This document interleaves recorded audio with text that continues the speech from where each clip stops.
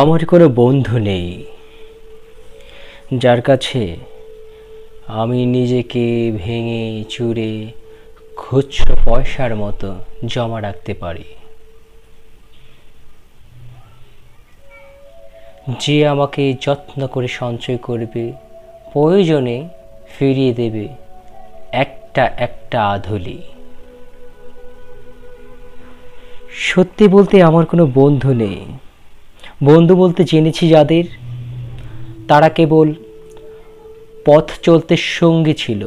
দূরের পথে যেমন হয়, পাশের সিটে যেমন গল্প হয়, আড্ডা হয়, দুবেলা চায়ের দাম মেটাতে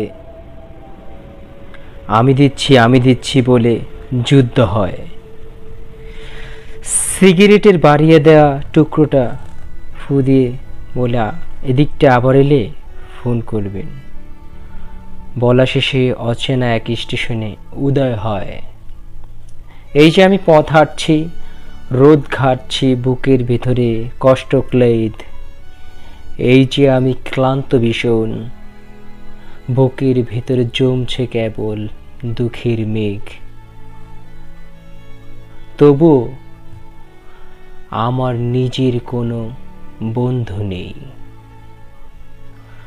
প্রবল দহন দিনের শেষে, যার ছায়াতে চিরভুবলে ফিরে আসার ইচ্ছে হয়, তেমন ছায়ার মতো আগলে রাখা মায়ার মতন আমার কোনো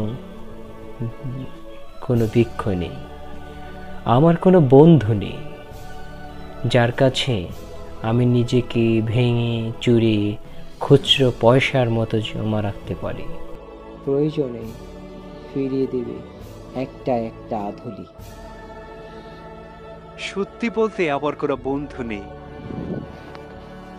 হ্যাঁ, সত্যি বলতে আমার কোনো বন্ধু নেই।